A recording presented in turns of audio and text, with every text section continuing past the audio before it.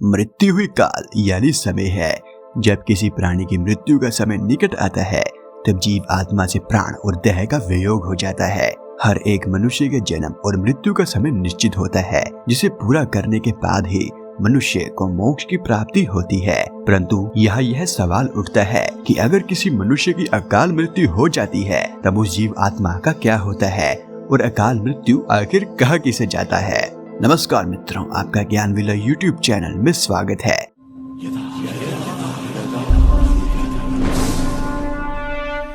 सनातन धर्म के 18 पुराणों में से एक महापुराण गरुड़ पुराण में बताया गया है कि मनुष्य के जीवन के 7 चक्र निश्चित हैं और यदि कोई मनुष्य इस चक्र को पूरा नहीं करता अर्थात वह काल मृत्यु को प्राप्त हो जाता है। उसे मृत्यु के बाद भी कई प्रकार के कष्ट भोगने पड़ते हैं, परंतु सबसे पहले यह जानना आवश्यक है कि यह काल मृत्यु क्या होती है, अर्थात इस प्रकार की मृत्यु को गरुड़ पुराण में अकाल मृत्यु की श्रेणी में रखा गया है।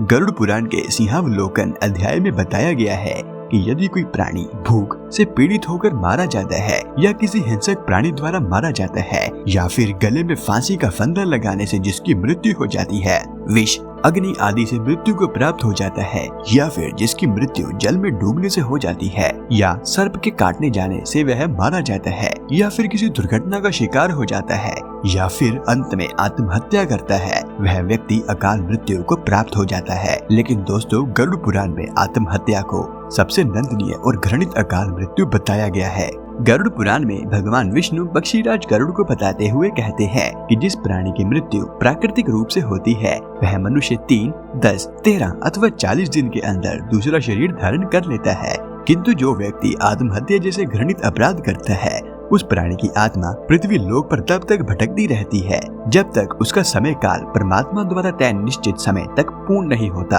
अब यहाँ सवाल उठता है कि किसी प्राणी की अकाल मृत्यु क्यों होती है, तो मैं आपको यह बता दूं कि इस सवाल का जवाब भी गरुड़ पुराण में दिया गया है। प्राचीन काल से ही वेदों का यह कथन है कि मनुष्य 100 वर्षों तक जीवित रह सकता है, किंतु जो व्यक्ति नंदित कर्म करते हैं वह शीघ्र ही विनिष्ट हो जाते हैं। जो वेदों का ज्ञान न होने के कारण वंश परंपरा सदाचार का पालन नहीं करता, जो आलस्यवश कर्म का परित्याग कर देता है, जो सदैव अधर्म को सम्मान देता है, श्राद्धहीन, अपवित्र, नास्तिक, मंगल का परित्याग करने वाला, असत्यवादी अकाल में ही ब्रह्मलोक पहुंच जाता है। गरुड़ पुराण में बताया गया है कि जो पुरुष अकाल मृत्यु को प्राप्त करने वाला होता है वह भूत, प्रेत, पिशाच, कुष्मंडा, ब्रह्म राक्षस, क्षेत्रपाल या बेताल योनि में भटकते रहते हैं। जबकि कोई स्त्री जब अकाल मृत्यु को प्राप्त होती है तो वह भी इसी तरह की योनि में भटकती रहती है। मित्रों, दुर्घटना, रोग से ग्रस्त, भूख, किसी भी प्रकार की अकाल मृत्यु को रोकना हम इंसानों के बस में नहीं है,